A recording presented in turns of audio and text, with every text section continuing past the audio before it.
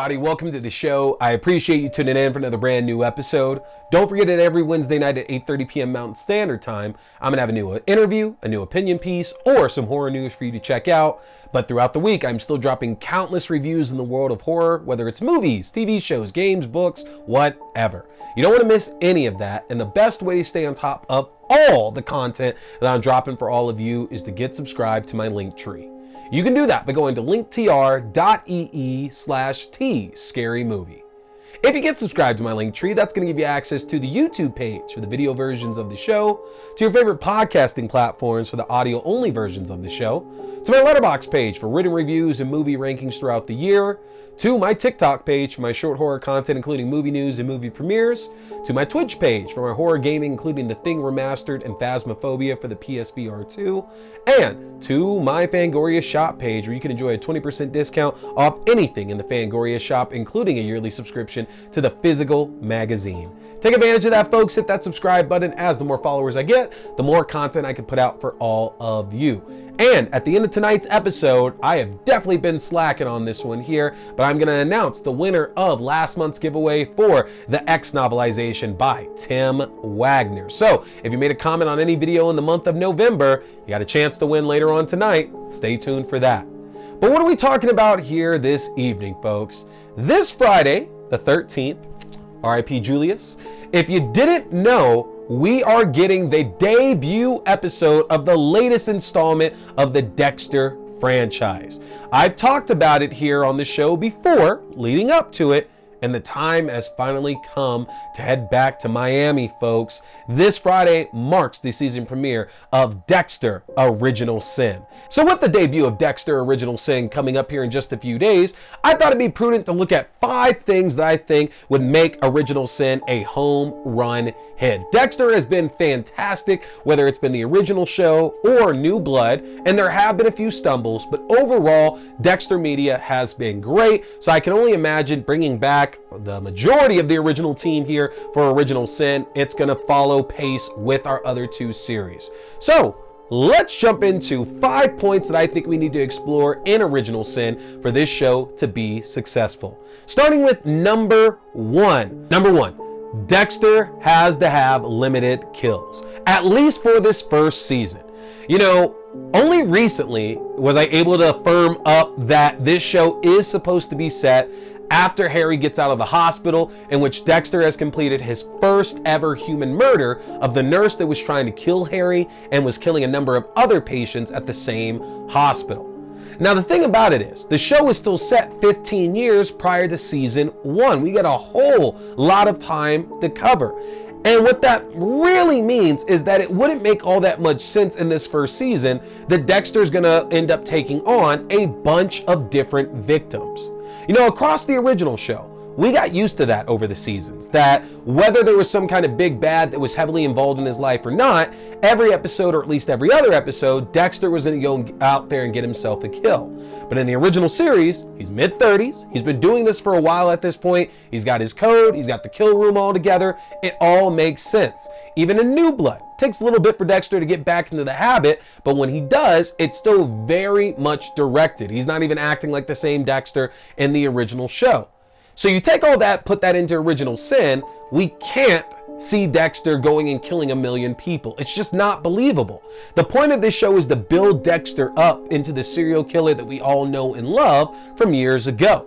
And so we have to see those growing pains. We have to see Dexter struggle with his victims, whether this is a case of maybe he doesn't have all the information he needs to clear them from his table.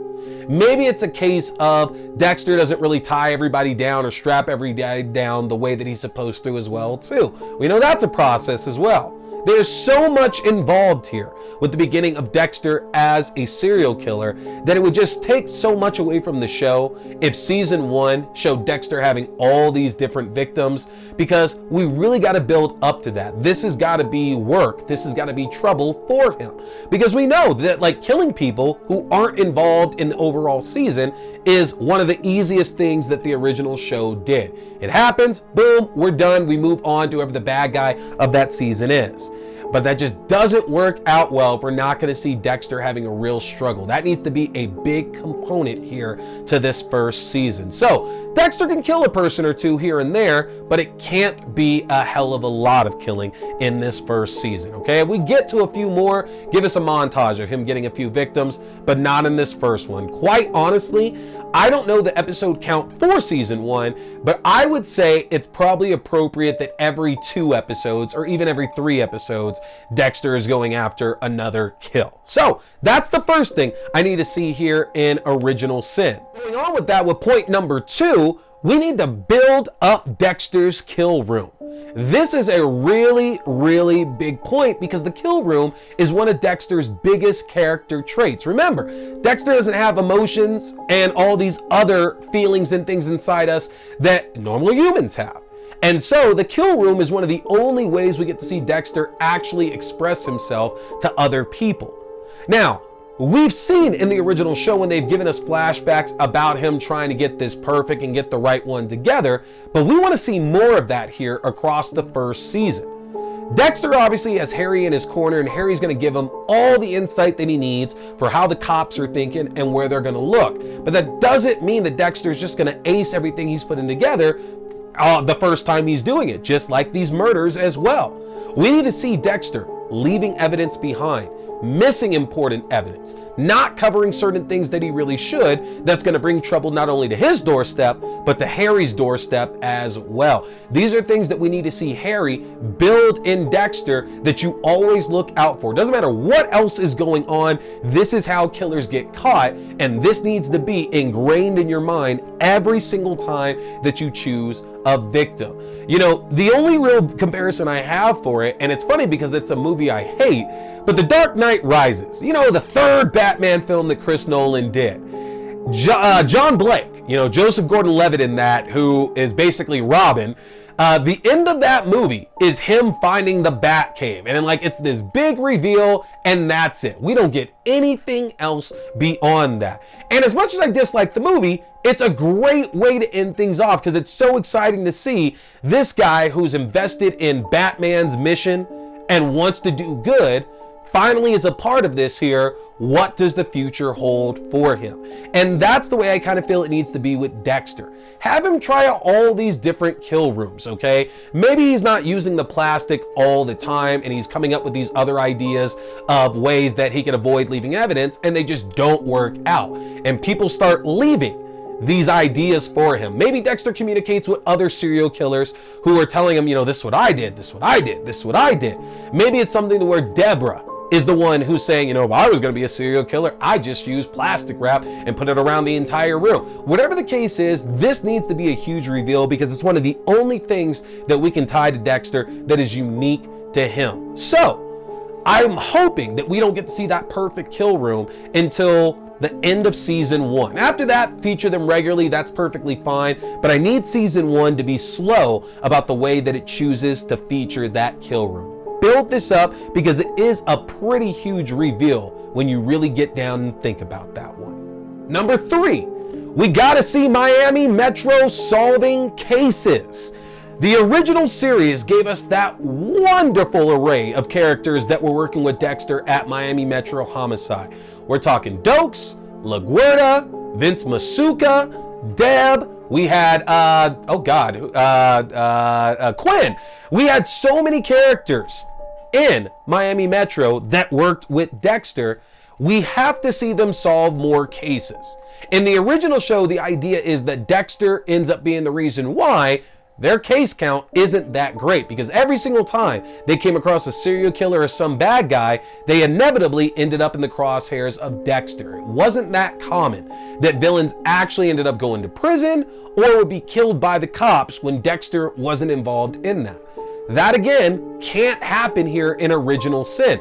Dexter doesn't have those skills yet, and Harry, you would think, would be far more cautious about putting himself and putting Dexter in harm's way.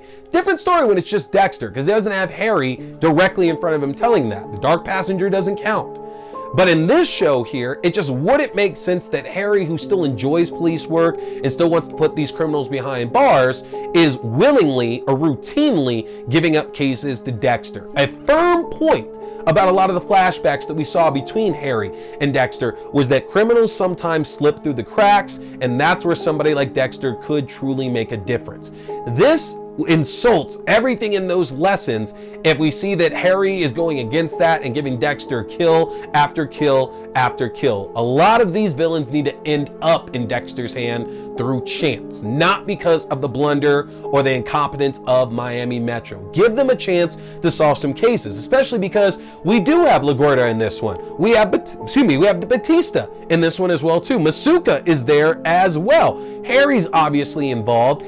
And this just means they have to be an effective police force. If Sarah Michelle Gellar and Patrick Dempsey are being brought in to fill out this cast here, those are big names. They can't be failing here in this first season. I don't think all of them are getting out alive of this first season, but show them a little success here so we can see that Miami Metro Homicide is a force to be reckoned with, because we should feel it.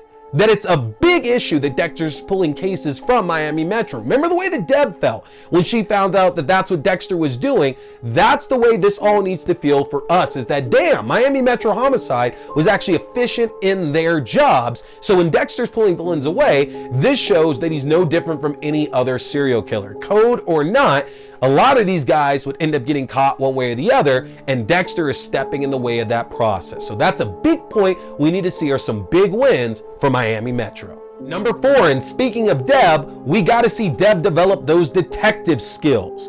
A big part of the original show, and the reason why Deborah is such a fun character to follow around, at least in those early seasons, is that she's got a great mind for police work. Yeah, she leans on Dexter for some help and some hints with like theories that she's thinking of, but overall, Deb is a really, really good detective who has good insights, and it shows that it falls in the family that she has those same kind of instincts that Harry does and that Dexter does as well too, albeit she doesn't want to get murderous about those at all. So we need to see Deb begin to develop those skills over this show as well. Season 1 will be a good chance to show her in high school still trying to take up after Harry, because we know that there's a fractured relationship there, that Deb really wanted to be as close to Harry as Dexter was, and we know the reason why that didn't happen, but that doesn't change the way that Deb felt about it, that she was ostracized, she didn't get the relationship that she felt she deserved, and that meant she had to work harder and she had to work more in order to get seen by Harry or anybody else for what she was doing. So if Deb's still in high school right now, this is a great opportunity to give her a chance to kind of go away from doing the typical stuff, you know, somebody her age will be doing, and lean more towards that police work. Because we know Deb's a partier, there's no question about that, but Deb also loves solving cases and catching her guy. She may not be a cop yet, but this show really needs to build that up, that this is very clearly her future, and being in high school, this is a perfect place to begin that look. And finally, my 5th and final point here, we're going to need good guest stars, good guest characters on this show. They're doing a good job of obviously giving us characters that we know from this franchise. Deb, Harry, Dexter, LaGuardia, Batista, Masuka. These are characters that we all know from the Dexter franchise. And it would be silly that if we're going back to Miami, that we don't think that more of these characters that we're familiar with are going to show up. Rather than try to avoid that, just make it make sense. I would say that it would make sense that at some point we're going to come across characters like Captain Matthews, that will come across characters like Dokes, and most assuredly we should be coming across Evelyn Vogel. These are characters that play a large role into shaping not just Dexter, but a lot of the supporting cast as well. And it's gonna be hard to avoid getting appearances from those characters at some point. We know Vogel is the one that gave Harry the code to instill into Dexter. So if we don't acknowledge Evelyn at all, we're not really doing a service to all of the vast and rich backstory that this show has built prior to Original Sin coming out. That is a very, very strong tie that I feel has to get looked on there. Vogel's definitely one. Now, could we see characters like Miguel Prado or the Trinity Killer as well? that would probably make a lot of sense as well too, just because we know that those characters have been around for a while, and they also have been involved in certain things that would keep other characters involved as well too. It's possible that we could see a younger Frank Lundy make an appearance in this show. None of this stuff is off the table, but I think the one appearance that would actually make more sense and would appease a lot of people compared to any of the other ones that I've named thus far is Dexter's brother, the ice truck killer, Brian Moser. That would make a hell of a lot of sense, because if you recall from season 1, we don't get a lot of information for what happened after Brian got out of the institution he was in up until the time that he started interacting with Dexter and Deb. There is a very, very big gap there. We know, obviously, he got into med school as a way of getting himself integrated, but what about all of those missing years? Because they weren't really commented on, that is open for the writers to do whatever they want in this case.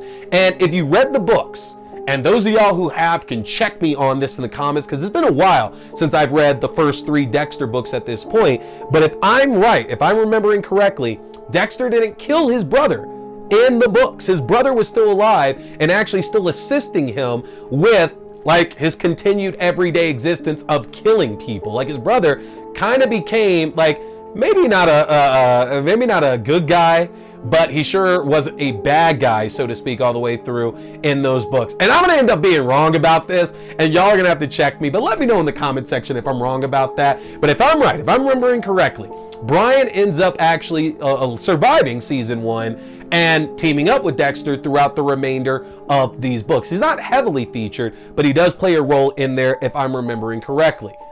Put him in the show. Okay, obviously we're not going to get the same actor. Christian Camargo probably doesn't make sense to come back, even though Michael C. Hall is doing Dexter's inner monologue, but we got to see Brian at this point there. We know he probably doesn't have much effect on Dexter's life as a whole, but that doesn't mean that they didn't interact at some point either. You have to imagine the way he played those games with Dexter and Deb and everybody else in season 1, that he probably did some other fucked up shit that helped mold these characters where they are. So Brian makes the most sense to show up here. I would actually say end of season 1 would make a lot of sense for Brian to show up for whatever reason.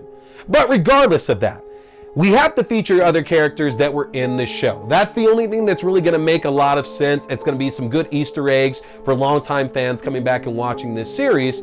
Just make it make sense, okay?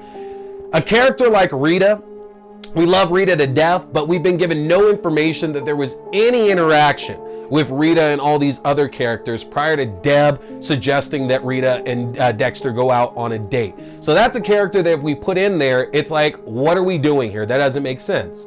Paul's a possibility, because interaction with Paul doesn't really wreck much of anything if we're not given the name, but just make these cameos and these guest spots make sense here. Don't put them in for the sake of it, because we're in for the show. We love Dexter. We know the franchise isn't going anywhere. Dexter Resurrection is in full swing right now, being developed. Just make these spots make believable sense for us. Those are 5 points that I think would make Original Sin's first season a complete home run. And we're going to stick with this as we're covering the show to see if the show is able to churn all of those out. But what do you hope to see here in Original Sin? I want to know in that comment section so we can keep track of some of the more outlandish and some of the more reasonable ideas that y'all are having. Let me know there, and we'll discuss those on the show. And with that, let's announce who won our copy of the X novelization by Tim Wagner.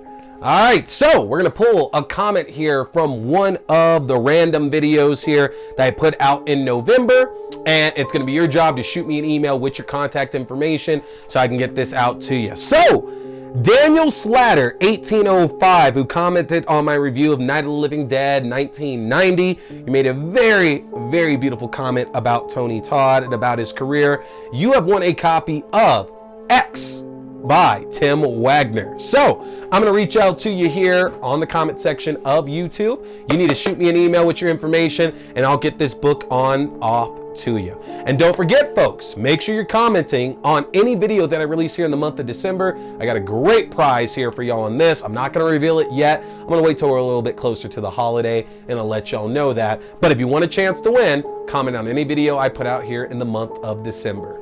Hit that subscribe button, folks. I got more great stuff coming up for you here, including our look at the first episode of Dexter Original Sin, more Penny Dreadful, more Creep tapes, we got werewolves coming up, Nosferatu, hell of a lot of stuff for us to talk about, y'all. Don't miss it. My name is T. We've been talking scary movies.